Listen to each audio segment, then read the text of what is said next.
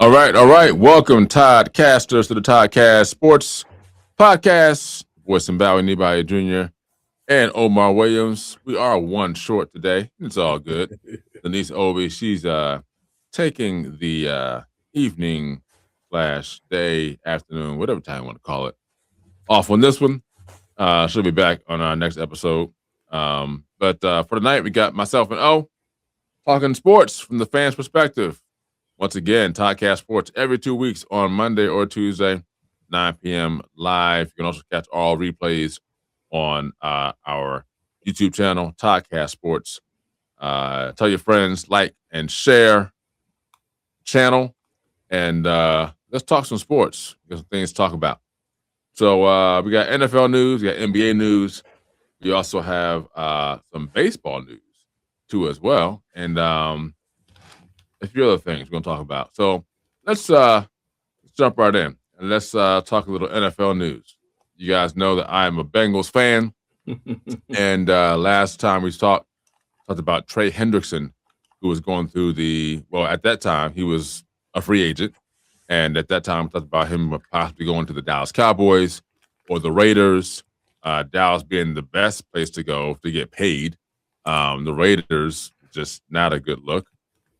Coincidentally, Max Crosby was set to go to the Ravens, and then he ended up somehow, some way, well, not somehow, some way, failing his physical.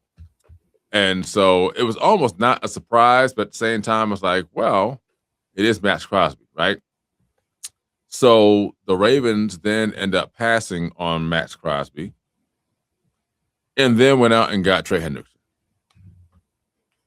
So there's a few things wrong with that. Number one, you're playing in the division. Right.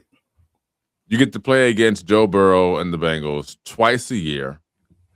So you have the guy who was the sack leader now playing against you. Right. On a division rival team that is going to 100% put him in position to succeed. Number two, you have a contract that Trey Hendrickson has that is going to pay him buku money. If you haven't heard, I'm just going to give you guys some details of the contract that he signed. So Hendrickson signed a 4-year, $112 million contract with Baltimore. Now, he is getting $60 million fully guaranteed and a $20 million signing bonus. Not to mention, for every 8, 10, 12, and 14 sacks per season that he gets, he also gets an additional $500,000 for each threshold he meets. Talk about motivation. That brother gonna get paid. You're gonna get paid, and he's gonna get some of that quotas. He's gonna get some of them quotas. Oh yeah. And the sad thing is that this is what Cincinnati was not willing to give him, which of course goes back to ownership and the fact that unfortunately they are living in a time when football allure was as opposed to what football allure is now. So I'm not really sure what their objective is with that, but it is what it is. So any thoughts you got on that? I'm gonna say this, man. Apparently, my man didn't have too much loyalty to the Bengals because it's guys I've heard that got offered money in division and didn't go. Like a few Eagles players didn't go to the Cowboys because they didn't want to go to the division and they just took a little bit less money. Like my man, Ed, I call him Ed Reed Blankenship. He went to the Texans. Yeah, the Cowboys wanted him, and he didn't go in division. So when I see my man go from the Bengals to the Ravens, and I guess that was an enticing deal. You would see the top DN free agency. That's the most money. So I guess you can't turn it down. But some guys have loyalty. Did he get drafted there? I believe he got drafted here. I can't remember. I believe he got drafted here. Because if he did, it makes it even worse. Yeah, well, I'm gonna do a little research just for the show if he got drafted. I believe he did. Okay. Okay. Look a little deeper into it. It says that the Colts, Bills, the Bucks, Commanders, and Eagles were all involved in the Trey Henderson Trying free. to get him. Yeah. It says that the Colts felt they were the closest at one point. The Eagles got involved late, and Tampa pursued, but on a short-term deal. Henderson, of course, everyone knows, wanted a long-term deal with the contender. Buffalo fit that mold, but Baltimore put it over the top Tuesday night when they offered him his $112 million deal with incentives. So that's what we got. Ladies and gentlemen, we have a surprise right now. Denise Obi decided. So she's here. She's here. Making an appearance. Making an appearance. It's dedication. You guys are up. I gotta dedicate to the team. So oh man. I was like, I'm here. Well, I'm sure the fans will appreciate that. Yeah. Of course. The ratings went down as soon as we started. Now they just jumped up. See, at least you know I care. I care about the team. I carry my weight. There you go. There you go. Well, when we get to our baseball section, I'm pretty sure you're going to love to talk about that. So we'll get to that a little later. I'm listening right now. I'm listening. So, any thoughts on Trey Henderson while you're here? I didn't hear too much about him. Did he get traded? Drafted? He got traded to the Ravens in the division. Into the division, like, so he's going to a rival.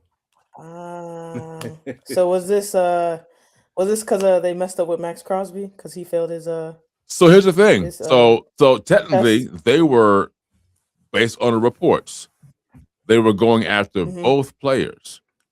But in my thoughts, I feel as though the Ravens kind of knew what they were getting with Max Crosby. Okay. And I felt that Henderson was the one they had in the bag when this kind of fell through. That's what I feel. Because if you're going to have two defensive ends playing on your team who are going to make $35 million, let's just say, a season or whatever, you can't pay anybody else. So it's got to be one or the other. So Henderson is one that got picked. His contract is $112 million over 4 years, $60 million guaranteed, with another $20 million in incentives. And then for every 8, 10, 12, and 14 sacks he gets $500,000 each on those. So it's like he's getting paid. He got a guaranteed 500 right now. I'll say he's guaranteed. So I told Omar, I said, I'm not sure if he got drafted there. I think he did. I'm going to just do some research before we get done just to have that accuracy of that he got drafted there. I believe he did, but I want to make sure that I'm sure. But Omar also said that some other guys, that the loyalty part of it was that, some Eagles didn't want to go to Dallas because they're like, hey, we want to be an Eagle. So again, I can't fault Henderson because, again, the Cincinnati Bengals ownership, they're not the most generous. They're probably one of the quote unquote cheapest in the business. So, and again, I'm not a $1 billion owner, but when you're doing things from years past and you're banking on that being how you're going to move forward, you may have a high-powered offense that can score 30-plus points a game, but when your defense is not able to stop anybody, or when your defense only plays well when Joe Burrow is playing quarterback because you have an offense that can score, now you're just kind of you're not even playing with house money. You're just playing with money in general and not really getting anything back for it. So those are my thoughts. So it's sad because he got traded in the division. Within the division against a rival team he gets to play on twice a year. He knows what they do. I mean, it's nothing more you can say. It's just wasn't the smartest thing to do, but I guess they opened up some cap space and they made some moves on the defensive end. Let's see if they pan out. So he got drafted to the Saints. Okay. Which makes it better. He doesn't have it, like his loyalty lies with the money. So he got paid by you guys first, and he's getting his second deal. So I will, and again, I will say, like, he did ask for a long-term deal, which shows that to a degree he did want to stay in Cincinnati. Yeah, he wanted some but stability. they didn't want to meet him halfway, Right. with the money or any tags. So Right. it is what it is. It is what it is. All right, moving on. NFL, more NFL news. Let's talk a little free agency first, and then we'll get to the last topic. So NFL free agency, lots going on as free agency kind of is had to wind it down or is winding down.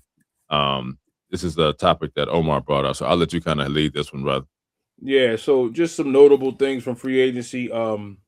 Quarterback Malik Willis got signed to the Dolphins for $67.5 million a year. Saw that. Right? So which means Tua's gone, and Tua's now on the Atlanta Falcons.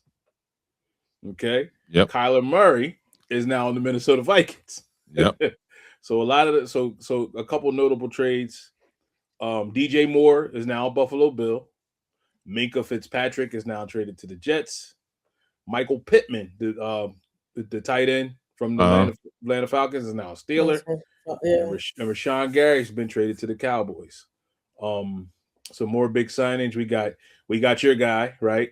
Trey Hendrickson. We got Tyler Lindenbaum as a Raider with a huge contract. The MVP of the Super Bowl got a deal. He's now a Chief. Kenneth Walker III. Yep. Mike Evans, I think he should hang it up. He is now a 49er. Yeah. Our guy, Jaylen Phillips, Denise, he's a Panther now. He got to get his money. I understand. No loyalty. I respect it. None. He came for like a half a year and he's out. I get it, man. And I think that might be his first big it might be his first contract. So he was on a rookie deal, I think. Yeah. So you got to get paid. Yeah, when he signed it. Exactly. So just to bring it all the way home, they're saying the Jets are winners, the Rams are winners, and the Chiefs are winners. They're saying the Vikings are losers, the Dolphins are losers, and the trend this year is people are trying to stay out of bad deals. Like how you said Trey Hendrickson wanted to get a long-term deal. Yeah. People are not trying to sign these guys now for 6, 7, or 3, 4, 5 years. They give you 2 good years on the front end, and then give you these 3 or 4 or 5 bad years on the back end, and you still owe them $100 million. You know what I mean? Yeah. So yeah. I'm not quite understanding these signing bonuses anymore. It's like these guys get $150 million for 3 years, right? And they'll get like 100 of it guaranteed. I don't know how that works for a team.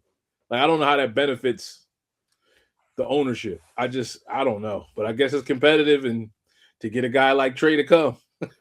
I mean, my only thought is that you may be banking on the fact that, hey, let's get what we can out of him up front, get his best few years up front, and then if things go south, at least we're not paying him as much up front because he came in here.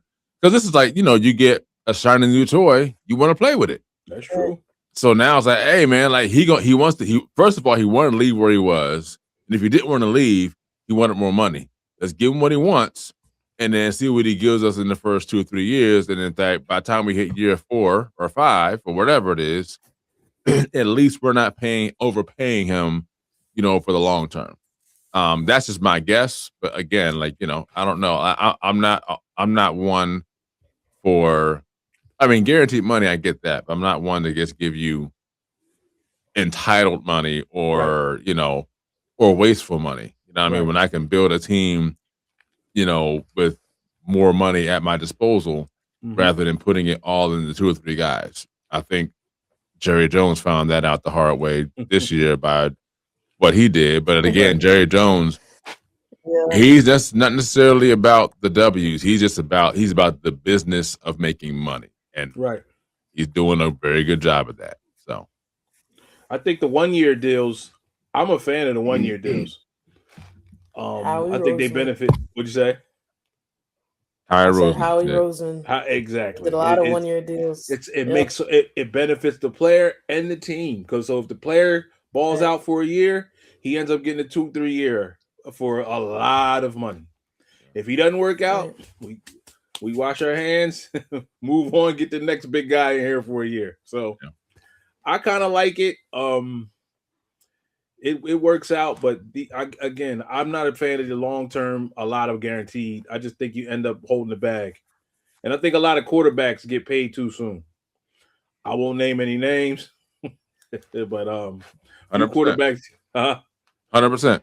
yeah, 100%. they get paid. They have one good year, and then they get $300 million for 5 years, and like, he didn't even prove anything yet. So yeah, but they give it to the quarterback because that position, that's a competitive position. So you got to pay them guys. So anything you got, Denise? I was saying, agreeing with like I think doing what Howie Roseman did, some of these players, yeah, they have the talent, but that 1 year deal, I think that's kind of like, as you know, if say you put down on a house or say an apartment, you put down the retainer fee or the other fees that you call it. Say, yes, this is the fee we're paying you for right now. So you have this 1 year to prove yourself. And I think that brings the dogfight back into the rink and into the goodness of football. Like it gives the players, all right, I got a year. I like it here. I want to stay here. All right, so let me go out there and show you that I'm the man for this position or whatever it may be. Because 5-6 years, look at Dak Prescott. They paid him all that money. And is he even playing? Did he even play last season? And if he did, how long did he play? And now he's got baby mama drama, family drama. So who knows if that's going to be brought into the season next season. So I'm all for it. Well, you know, that's how Dallas likes it. Dallas is all about the drama. So, you know, I guess that's what they're all about. I don't know. The Dallas way. Dallas drama. Right. There you go. Dallas drama. We'll stay with Howie. We'll stay with Howie. We'll stay with Howie and Jeff and Larry. We'll stay with Howie. We'll stay up there. Yeah. Where they have common sense, you know. But, well, you know, I want to say shout out. Good, I want to say shout out to Nakobe Dean, though. Nakobe Dean, he got traded. Good shout but out. But he kept his loyalty. Just shout out to him. Yes, he got did. To the Raiders, but he said, no, I will not go to the Cowboys. Yes, he did. See, loyalty at his best. See, so that speaks about your team and how he was treated. So shout out to him. Yeah, go ahead, TK. I will say this too, as far as the whole money thing goes, whether it's 1 year deal or not, trying to prove yourself. I think that part of the game has changed, especially in football and basketball, where guys now, they just want to go who's going to pay them the most money. Like the loyalty is just the green. It's not the organization, not the business, not, you know, the people you've worked with for so long. It's just about, okay, who's going to pay me the most money, right? So I think that I personally have respect for those who have loyalty. Now, I get it too when you're like, hey, I've been doing this for X, Y, Z. I believe it's time for me to get more compensation for my contribution. And if someone's not willing to do that, or at least not willing to meet you halfway, yeah, you need to make a business decision and do what's best for you and your family and continue on. But, you know, when you're just chasing the dollar, that becomes dangerous for both your present and your future life, because now money controls you. You don't control the money. So, you know, that's all I'll say. All right. Last thing with NFL. Just found this out today, actually. The NFL opener has been moved to Wednesday as opposed to Thursday. So, yeah. So the NFL, and I saw this and I said, man, the NFL is just literally trying to take over 7 days a week. That's a test. That's a market during test. Their NFL season. And a couple of things can go wrong with that. Now, number one, you're going to make money. We get it. That's the bottom line, right? My thought, and again, I don't know if any other games are going to be on Wednesdays other than this game, but if it happens where the NFL starts putting more games on other nights of the week, you're going to start having a lot of hurt players, because the game is not designed for you to play on a Sunday and then play again on a Wednesday. Right. And Thursday's even pushing it, right? But you are a professional, so it's like you got to kind of work as a professional, take care of your body as a professional. You're getting paid millions of dollars. So this is all part of the package. So I get that, and I'm not going to back down from that. You are a professional, getting paid millions of dollars. You need to take care of your body and do what you need to do to be able to perform at the highest level. But I do think if more games are being played throughout the week as outside of Sunday, or if guys are waiting too long to play a game again because you play on a Sunday and then the following week, okay, well, they're going to play on Wednesday night. So we're going to give them a week and a half off and then play on Wednesday. And I'm just making a scenario. I'm not saying they're going to do this. That's just a scenario. That could hurt too. So I'm not knocking the business side of it. To me, personally, it's a lot of football. And you can kind of overdo something to a point where people are kind of like, yeah, I kind of had enough of that. Like, can you scale it back some? What are you guys' thoughts on that?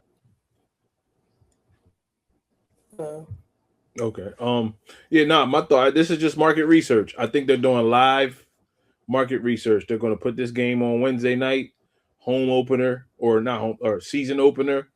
It's really not that dangerous for the season opener because nobody's, it's the first game. They could put that any night of the week. So it's just a market research, market tester to throw it out there.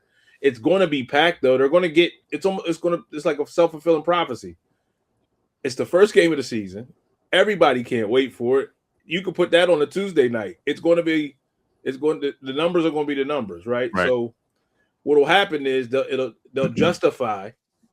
So what'll happen is they'll do the game, they'll put out the numbers for everybody, and they'll justify putting games on Wednesdays, right? So like you said, they can have Sunday night, Monday night, or I'm gonna say night, Sunday, Monday night, Wednesday night, Thursday night. I heard them flirting with Friday before, but they don't have that yet. But it's gonna be Saturday. Like it's just they're trying to take every day of the week, and I think gambling got a lot to do with that.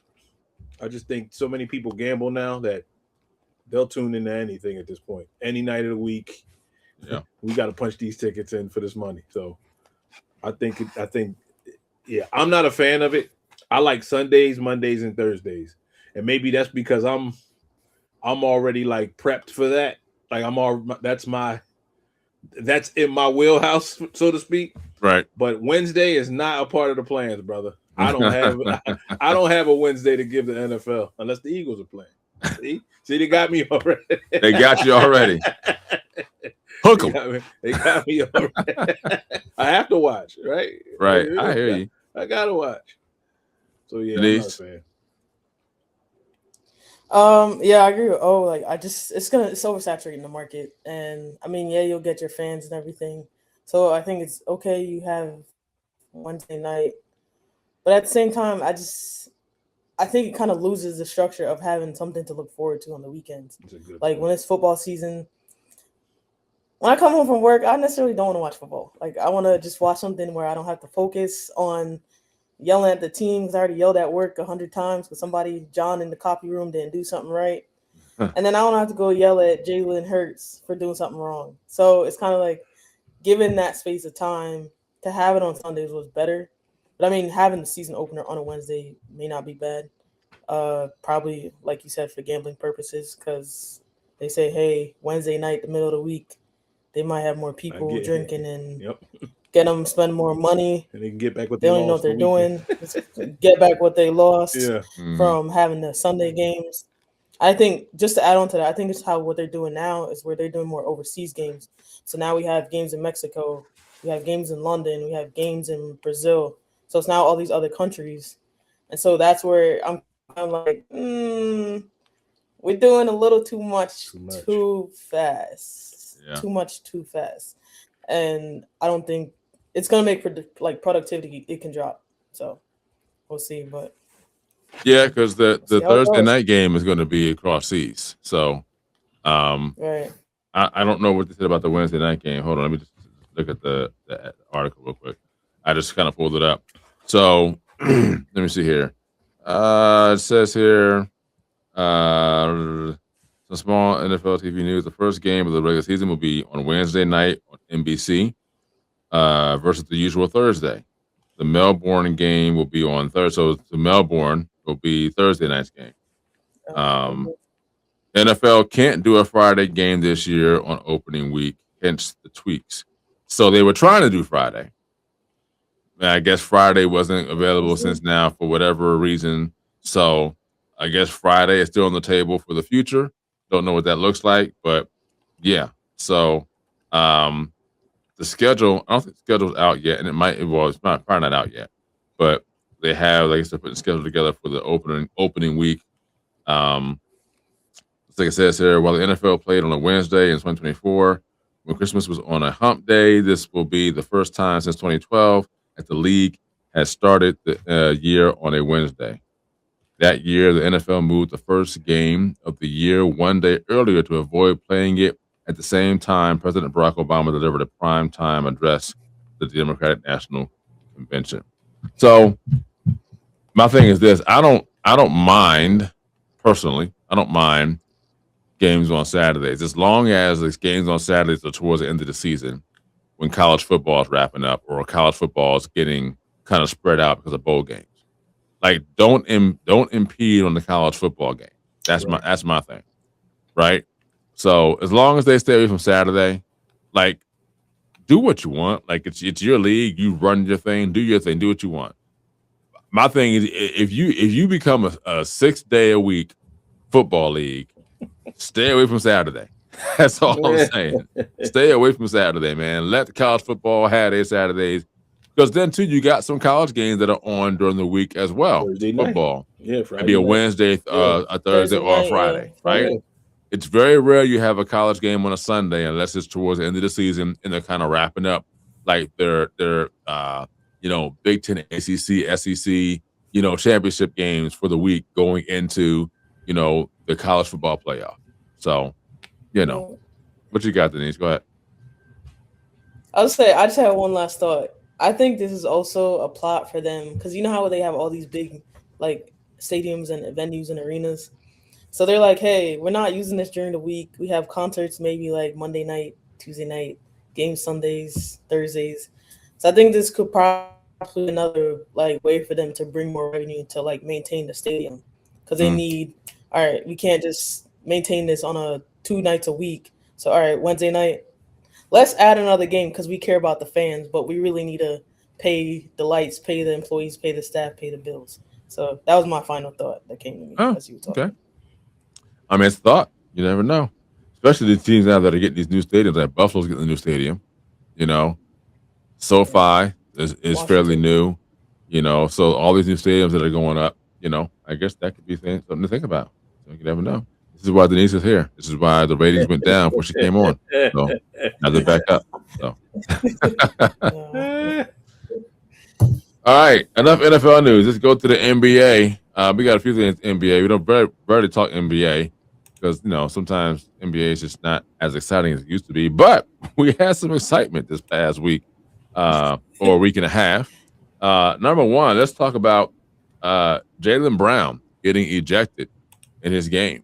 I don't remember which game it was. So listen, again, we're not analysts, we're not journalists, so we're not looking at the game and studying it from front to back. But I think it was the Spurs, I believe it was. It was against the Spurs, yeah. Spurs, there we go. So I got a good memory there. Against the Spurs. And so I'm watching a lot of these sports shows as this happened the night before, and I'm watching what everyone is saying. And I get this feeling in my head that we, as a sports world, are beginning to make excuses for the behavior of the player.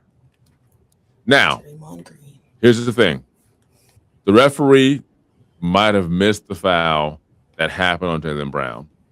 Okay, I'm not saying that it was a definite, but he might have missed the foul. Okay, how many fouls do referees miss in a game, right? But Jaylen Brown, here is the caveat coming from other NBA and WNBA players. They said referees will give you a bit of a pass once you said what you're going to say and then you walk away. But when you double back and you start again and then you start, saying things and start pointing your fingers, that's when they might get you. And Jaylen Brown, he did double back to the referee. And then once he doubled back and got a technical foul, then he went off like a child. Went off like a child. And he had players and people holding him back as he's going after this referee. Now, a lot of you out there are saying, well, from what I understand, the referee that teed him up was not the one that he was actually referring to. blah, blah, blah. I get all that. But when I hear sports analysts saying that I don't want Jaylen Brown kicked out of the game because they were playing against the Spurs, it was a big game, I want to see him play. Well, then if that's the case, then Jaylen Brown needs to conduct himself in a way that he stays in the game. Right. And not act the way that he did. I will digress and let you guys take over. We'll start with Denise first, then we'll come to you, El. So I agree. I think everyone should be held accountable because at the end of the day, they're grown men and these are not high school or college boys. So I agree that they should be held accountable. Look at what's his name for the Warriors, Draymond Green. Like that man has committed so many fouls, so many texts that even my grandmother in Jamaica could say, "Why is he still playing on the court for that?" And the refs just kind of let it be. But I think he has to conduct himself in a way, Jaylen Brown, respectfully, because also like you have kids watching, you have players watching, but then you look at players like Steph Curry, who he's gotten fouls, and you don't see him flaring up. I mean, yeah, he'll get upset, but you don't see him flaring up at a ref. You don't see him in the face pointing fingers, ready to fight, ready to start something, because he's like, at the end of the day, I'm gonna take it out on the court and be the respectful player that I am because I know I have so many people watching me, including my kids. So I think these players need to take, if they're going to get ejected, they need to go to like some etiquette class for the next 2 weeks to, one, work out their emotions, and two, learn how to be respectful on and off the court to refs or players or coaches. And that's it. Okay. You go. Well, yeah. Well, I'll start with saying this. The culture has changed now. Like anytime somebody drives to the hoop, anytime somebody takes a shot that's contested, the first thing they do after they shoot the ball is go like this. Yep. They go to the ref like this. I can't see my hands, but it's like they do something like this. That is the culture. So what happens is, you know what happens? It starts there, then it becomes yelling, and it becomes cussing, and then before you know it, they're now going to start to fight refs. So I'll say this. I think that there's a superstar culture too, where the superstar gets protected, by national media. Mm-hmm. National media says he's Jaylen Brown. Let the guy yell at the referee. But the rules state 1 technical, you get noted. 2 technicals, you get ejected. Nobody is above the rules. Exactly. And I don't know how fast it happened. I don't know the speed of it all. I don't know. I have a stopwatch between, was it 2 minutes, 3 minutes, 4 minutes? But I'm sure they gave him a chance because, yes, superstars do get treated differently. Now, there's a little bit of backstory here. Jaylen has been critical of the refs this season. He has. And you know what happens. It's like you pick on us, we'll show you who's boss. Now, I'm not saying that this happened, but I do know there was a time where Allen Iverson, they got him straight, right? Yep. Like they were calling everything on him, and they made him get in line because you're not bigger than the game. At the end of the day, you're just not. So maybe this was just a spillover of he's talking about the refs. The ref says, We'll get him. We'll get him. And this is just he couldn't control his emotion because he knew what it really was. It was like they knew he got fouled, but they let it slide. But again, the rules are the rules. 1 tech, 2 tech, eject. Oh. That's the motto. I like that. Are you listening? 1 tech, 2 tech, eject. Oh man, you heard it first on Podcast Sports. That's the rules, brother. So again, you got to come on. The culture got to change back to when guys went to the lane, got pushed, and just got up and was like, all right, I'm get back on defense, right? Like, or whatever. Yeah. Now it's just they cry about everything now. Every play, it's somebody doing this. So I'll say this, and don't take this the wrong way, fan base or podcast crew. When we say the culture has changed, I almost feel like the culture was changed. What you got? By LeBron James. I knew it.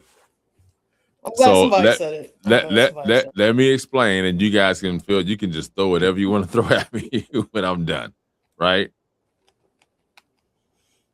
6'9", 260, muscle, and the amount of times that he complains about getting fouled, it actually has escalated over the years. It's bad.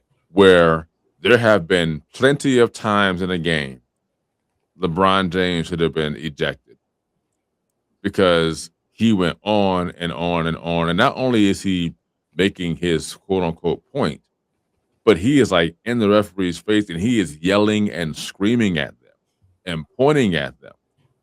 And so now when your top guy, who was supposedly your top guy in the league, is doing this, he is now setting a precedent as to how other players can or should handle themselves when it comes to addressing referees. Now, again, Jaylen Brown is a star, superstar, however you want to call it, right? It does not excuse your behavior just because you are that. But again, as Omar said, this is the culture that they have now.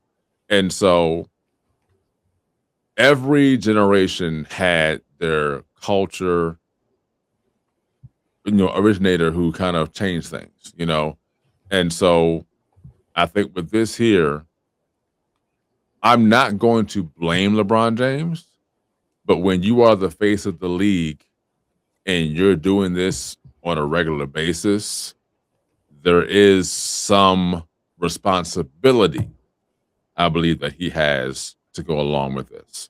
So overall, I think that the referee, he might have pulled the trigger a little quickly. And again, I didn't have a clock on what happened. I kind of saw the highlights of it, not the actual game. But like Omar said, he's been critical of the referees this season. And referees, they're going to let you know who's in control. Mm-hmm. And they're not like, hey, we're gonna decide the outcome of the game. It's like the rules of the game say you cannot act this way towards referees. And the referees are going to say, hey, this is what the rules say. One way or the other, we're going to enforce the rules. And so I think that's what happened. I think Jaylen Brown will learn from this. He'll come back and conduct himself accordingly. Now, at this point in time, he is the leader of that team with Tatum out. And so he is now setting a precedent as to how his teammates should now handle situations like this. So again, my thoughts, I'm not saying I'm 100% right, but I think you need to, like Denise said, be held accountable for your behavior and held accountable to the rules of the league when it comes to how you're treating referees. Any other last thoughts on that? Very good. She said Tatum is out? I thought he was back. Or is he back? He just got back. Yeah, he just got back, but I mean, he's been out since he got hurt last year, right? So Okay. But again, at this point in time, you've been the floor general leader for this team since he's been out, right? And listen, one could argue he's still the leader of that team, even with Tatum coming back. When you look at their game and how they lead, he could be because listen. And I don't want to get too far off topic, but Tatum may be the regular season guy. Jaylen Brown's the playoff guy.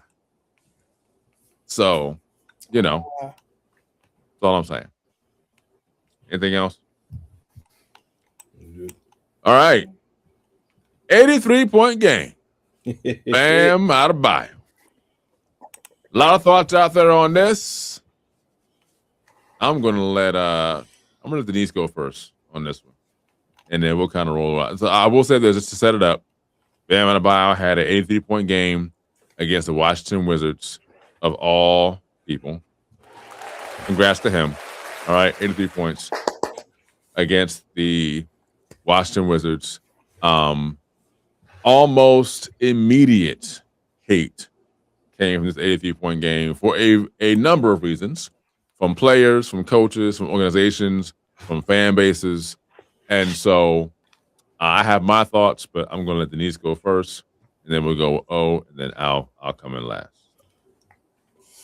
Okay, so I'm not gonna lie. Since he's been dating Ajay Wilson, he's been playing a lot better. I'm not gonna lie to you about that. You know, I gotta bring in my relationships in these because that's how I follow some of these players. Because I like Ajay, so that's how I knew about him. No, Ajay's cool, and she's got a good head on her shoulders. So yeah, I like Asia. All right. But actually, fun fact I learned about that he scored those points. It would have been his grandmother's birthday. It was her birthday that day, but she passed away. So he scored all those points on her birthday. So shout out to him for that and to his grandmother. May she rest in peace. Yes, so I was proud of him. I wish they would have kept him in the game so he could score 90. He did surpass Kobe's point record, but I felt like he should have stayed in the game a little longer. He could have gotten the 90 points. But what I didn't like is that they drug tested him right after that game. What? I felt like that was, he had to go pee in a cup after that. And I think that was a little slap in the face to him and to the hard work he put in that game to say, oh, congratulations. First of all, you took him out of the game. He could have got to his 90, but congratulations. We're going to go drug test you. So I didn't agree with that and why of all times they had to do it. But shout out to him and all his success. And shout out to Ajay. I'm a fan of her, so I'm shouting her out too. All right. You got to. Oh, yeah. Well, you set me up. You pulled the heartstrings of the people. Now I can't criticize the man, but I'm about to though. So hold on tight. I'm not gonna say nothing bad because I like Bam and I like Asia. I like them all. But let me just break a few things down real fast. Here we go. Break it down, brother. Break it down. Let's break it down. So the man had 31 points in the first quarter. Let's keep context here. He had the green light because everybody was out, right? Tyler Hero wasn't playing. A couple other guys weren't playing. So he was the main guy, right? So he had 31 at the first quarter, 43 by the half, okay? He had 6-2 after 3 quarters, and they were blowing them out in the third quarter. I'm just setting the stage for when I get to my point, okay? He shot 7 for 22 for 3, right? He went to the line 43 times. So he scored 36 points on the line. So he went 36 for 43. He had to make them. You can't criticize him for that, right? Now, let me get into my bag. Here we go. So this is what I'm going to say. Mm-hmm. The man had 31 points by the first quarter. He's balling, right? Let's go. It's still a ball game. Right. Second quarter, by the half, 43 points. He's balling. Still a ball game. Third quarter, it's over. Blowout. He's the only healthy player left, right? They were playing like the Washington Generals, not the Washington Wizards. It's over. He got 63. Okay. That is a feat in itself, right? They could have took him out the game, Denise. Now, from that 63 to the 83 is where the fishy stuff started to happen, right? They were fouling, right? The team was his teammates started shooting. It was just a few things that happened. No, I won't get into all of it. That's okay. I'll get into it. It's some things that happened that made the 63 was legit. 63 was legit. That next 20 was a little bit of home cooking. And I'll let my man go because he got probably more to go in on him on. But I just feel like when you break one of the GOATs of all times record, it's got to be a legit breaking. Like Kobe, that 81 was a legit 81. Now he was gunning, but they were down 20. I don't know if you remember, but they were down 20. They came back, and Kobe was chucking 81 points again. And the game winner. And the game winner. Now, this is not the first time we saw funny business. Right. David Robinson, he needed to get the scoring title. He scored 73 at the end of the year. Apparently, I'm hearing that Wilt Chamberlain had a few fishy games himself. The GOAT, right? So, again, it happened. Denise is exactly what I said. Not Wilt. So, but out of the players I'm naming, I wouldn't put Bam. Bam wouldn't even go like he couldn't even stand next to them guys. All right, like it's you're messing with the record books. It's like Nick Foles. I don't mean to get back to football, but like Nick Foles is in the Hall of Fame for the greatest like quarterback game of all time, and he's not even nearly the greatest quarterback. So I'm gonna let my man cook. I just want to say this: those last 20 points were a little fishy. TK, if you bring it all home, I like Bam. I'm gonna say I like Bam again, but take the floor, brother. All right. So Denise, all your points were valid, 100%. Listen, I love Asia. I love them as a couple. Like period. Love them as a couple. Great couple. I'm looking forward to when they have children. Like what are their children going to do? What are they going to be like? You know what I mean? Are they going to be ballers? Or are they going to do something different? I don't know.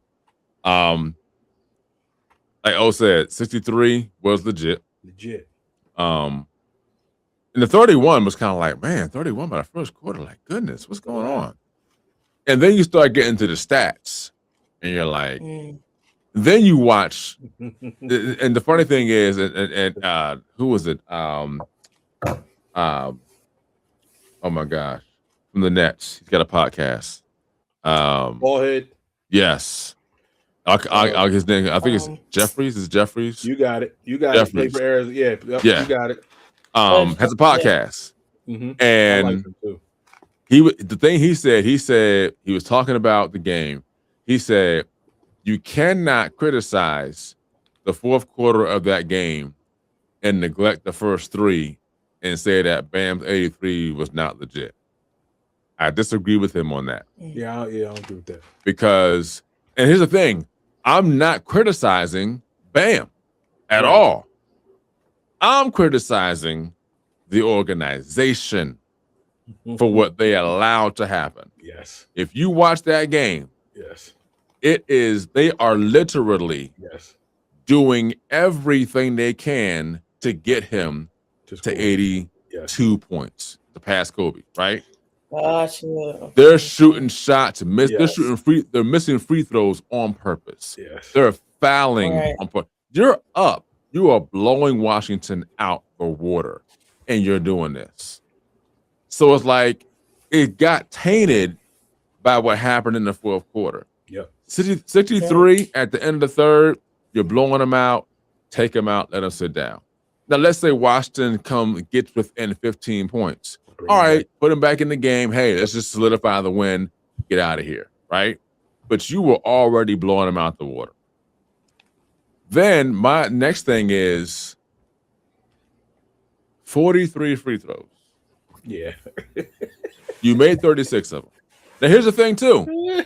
They did a comparison of Wilt's 100-point game, Kobe's 81-point game, and Bam's 83. And they said if you took away the free throws from Wilt Chamberlain, he still had 72 points. Take away free throws from Kobe, he still had, I think, 60-something points. Take away Bam's free throws, Bam only scores 43 points. So he scored 40 plus from the field and almost 40 from the free throw line. So, again, I'm not blaming or hating on Bam what happened. He did what he was supposed to do. He did what he was supposed to do. Yep. But the organization, the business of it, when you start looking at that fourth quarter, you're like, this is ill. And it's almost like, this is what we're doing? And a lot of players and coaches, former and current, said that it disrespected the game of basketball to a flat-out degree. Now, again, we are not saying that Bam's 83 was bad on him. He did what he was supposed to do. He had teammates who were out. He scored the basketball. He did what he was supposed to do. The way that the organization, the team, the coaches went about getting him those extra 20 points or so, that's what everyone is really complaining about, or everyone is saying was really like, oh, wait up, hold on.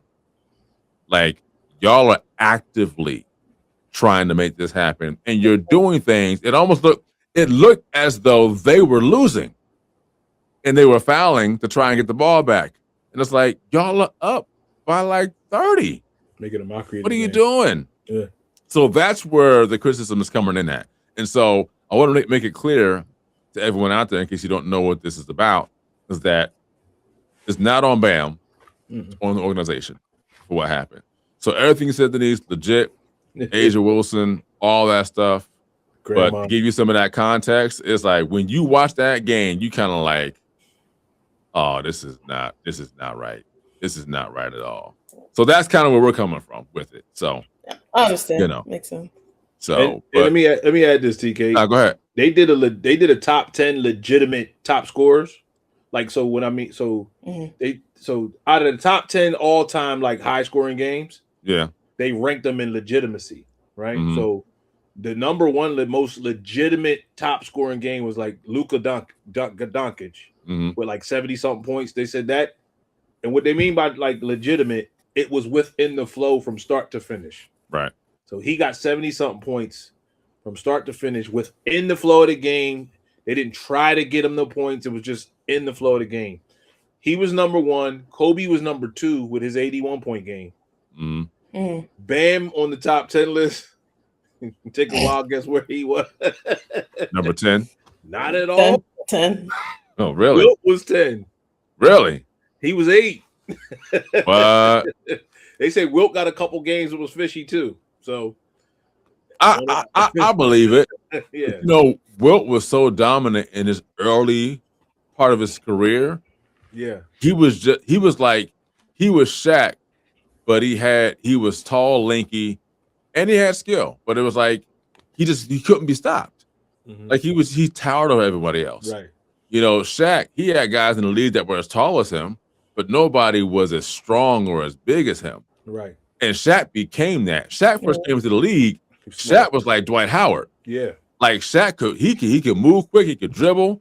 He still had that when he got bigger, but it got slower because he had the extra weight on him, right? But Shaq still had game, but once he got the weight, he's like, oh, I'm just gonna bully ball you. Like, and that's just what I'm gonna do. And nobody can stop that. But I agree. Wilt has some things that happen. Listen, let's be honest. Across the board, MJ had rules changed for him. All right. Now, that doesn't take away from his dominance. Right. They did that so he could dominate, but there were other guys who benefited from MJ's rules too. They don't talk about that. There are guys who benefited from that as well. He might have been the patriot, but there are other guys that benefited from the rules that they changed for MJ to dominate and become that next guy. Here's the thing too, and I don't get too far off topic. MJ had the game to do what he did. The NBA just decided, hey, let's change the game to bring about more offense so we can what? Increase our business and revenue. That's what it was, right? And it worked. But overall, love the Bam. Congratulations. You did what you were supposed to do. Miami Heat organization, we got some questions about how you went about doing it. That's all. That's all we're going to say. That's all we're going to say.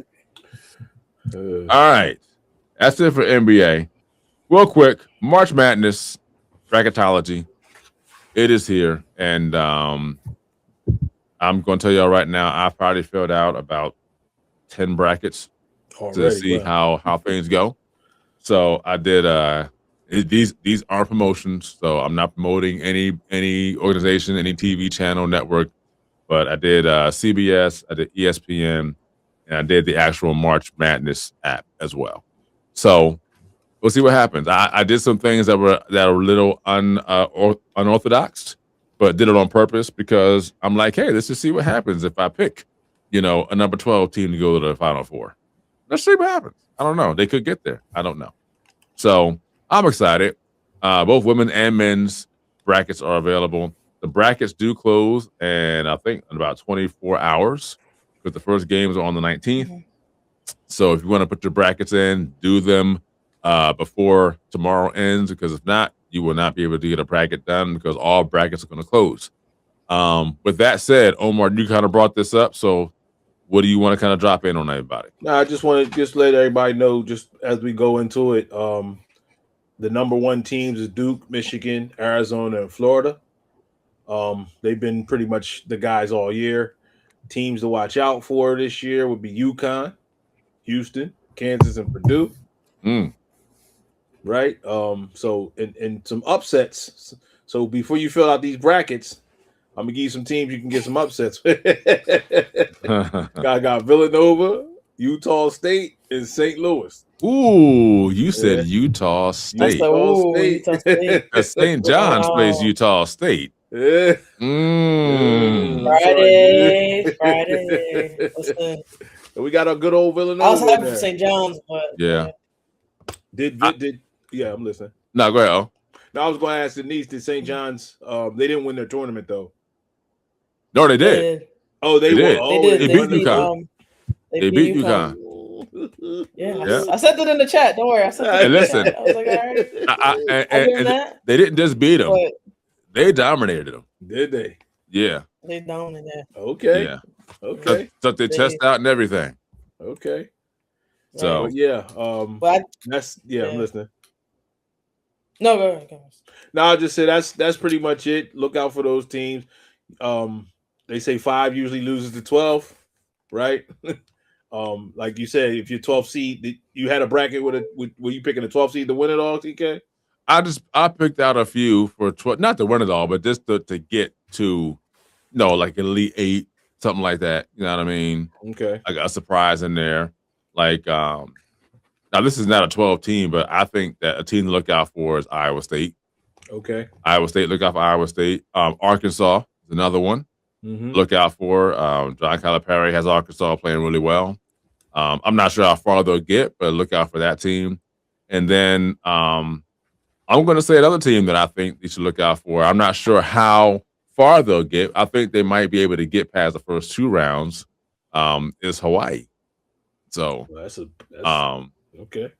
Just saying, Now they could lose their first game, but I don't think Hawaii's going to get blown out. I think Hawaii's going to play a good game in their bracket. I believe how Hawaii plays. Hold on, let me see real quick. Hawaii is playing. Oh gosh, let me see here. Hawaii is playing. Let me go over this side. Oh man, so many teams. Hawaii is playing Arkansas. Okay. So they actually could lose, actually. Yeah, never mind. But I think that they'll play a good game against Arkansas. Now, here's the thing. Arkansas may not have a good game, and Hawaii could win. Arkansas is 4, Hawaii is 13. Normally, those are your games to look out for are your 8 and 9s, your 5 and 12s, and your 6 and 11s. 6 and 11, yep. So, we'll see what happens. BYU, I'm not too sold on. They're missing 2 of their guys, but I think they can get past Texas or North Carolina State if they play them in their first round. But we'll see. We shall see. Speaking of brackets, let's go to the women's side. You got the number ones are UConn, South Carolina, UCLA, and Texas. The women's brackets. I'm gonna tell you right now, the women's brackets, to me, it's a bit wide open, but I think I believe that I think UCLA is going to get to the Final Four.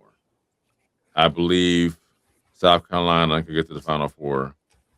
I believe that UConn will get there. The other number one, who was the other number one? Texas. I think Texas won't make the Final Four. I think Texas is going to get knocked off by somebody before they get to the Final Four. That's just my prediction. Everyone else, I think it's just kind of wide open. I mean, those number one teams, they're legit number one, just like in the men's bracket. Duke, Michigan, Arizona, and what was the 4th one that was in there? Florida is the other one in the men's bracket. Overall, in my actual bracket, I have Arizona winning the national championship. And the one that I did first, that I actually took time to pick teams out, I have Arizona winning the national championship. That's my pick, legitly my pick. Not sure what you guys think or who you think may win it, but that's my pick to win the national championship. They just look like the national champions, just the way they play. They have an NBA-sized team, and they just are capable of running you off the court with their style of play.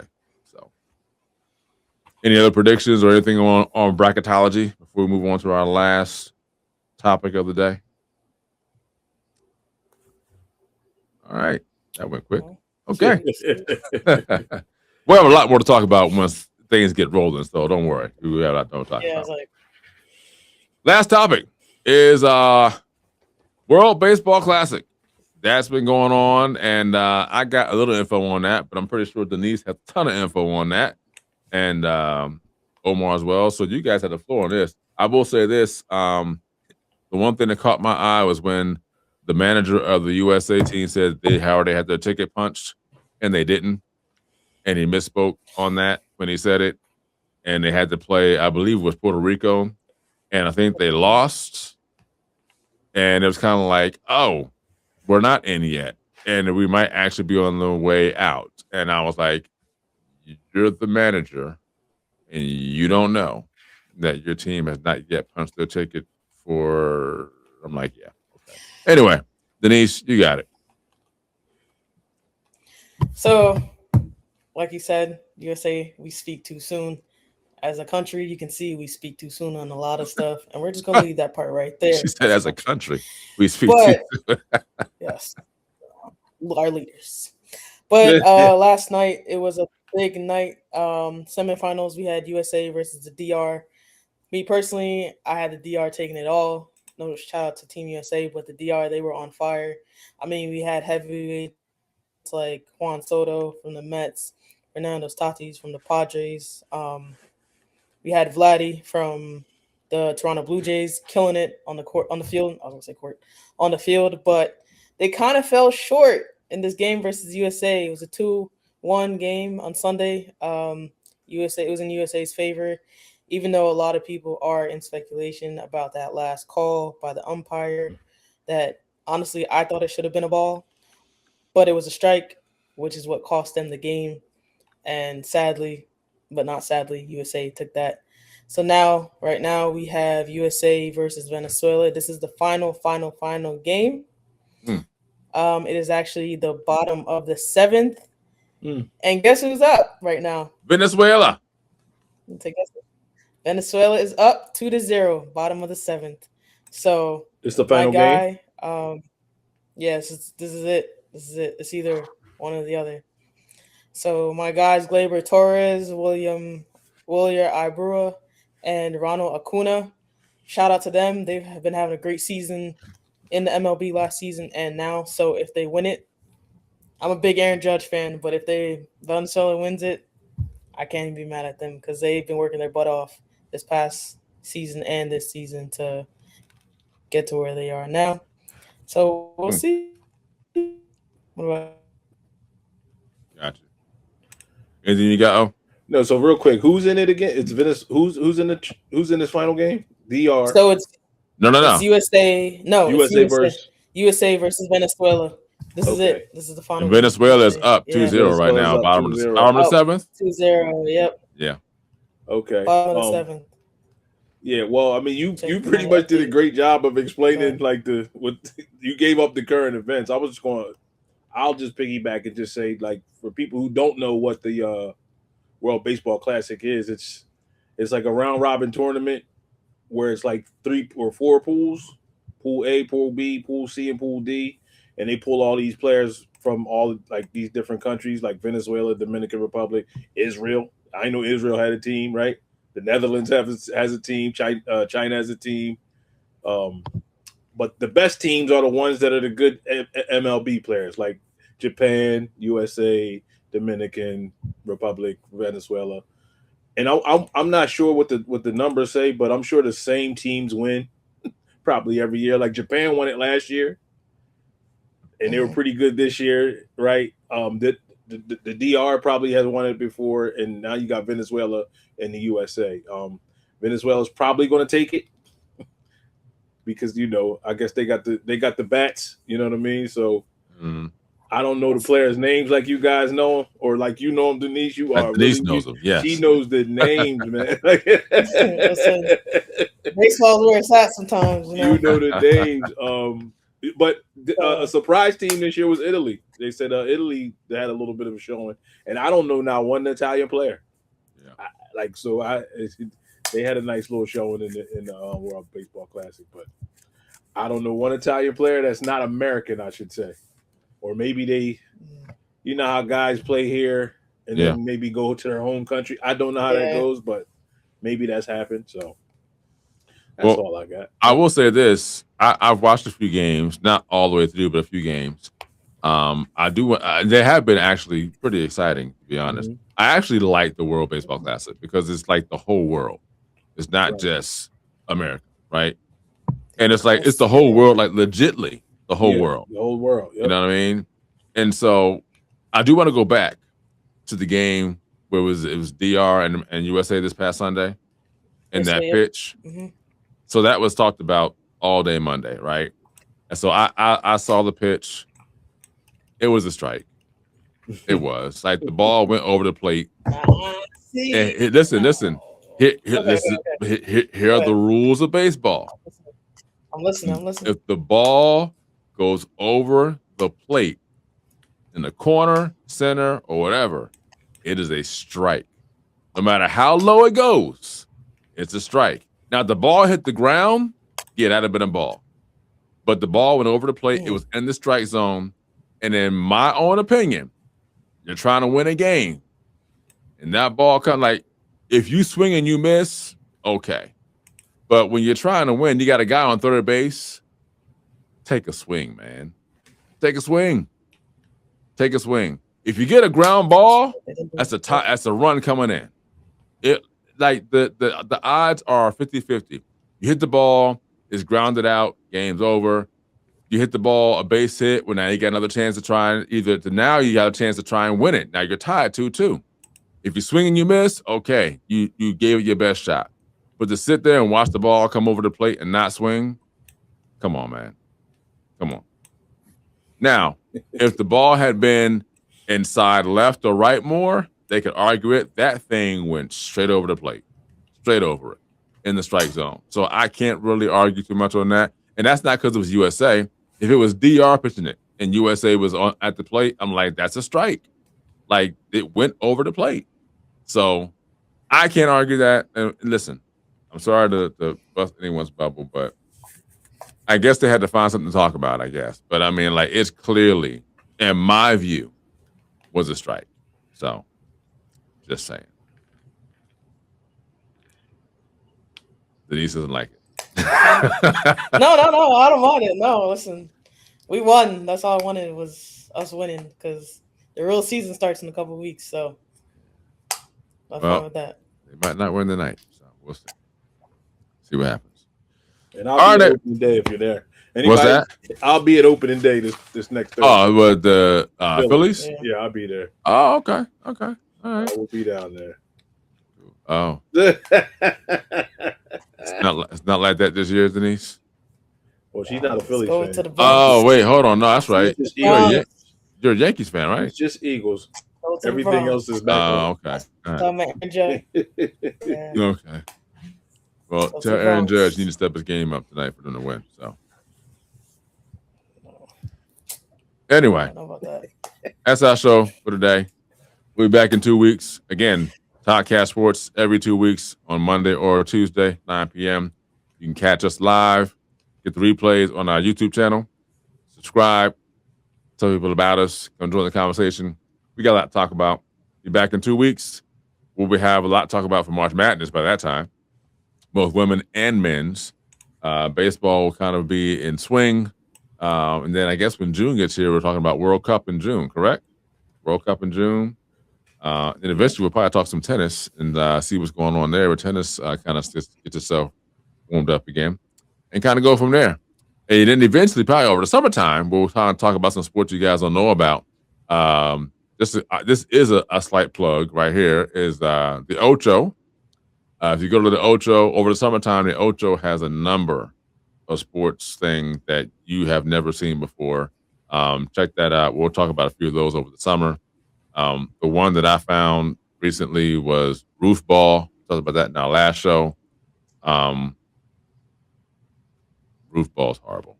But it's okay. Someone's making money off roof ball. I said root ball. Root ball. All right. Roof ball. Somebody decided to put on ESPN the Ocho, and they got cameras out there, and people are out there playing roof ball. So kudos to them.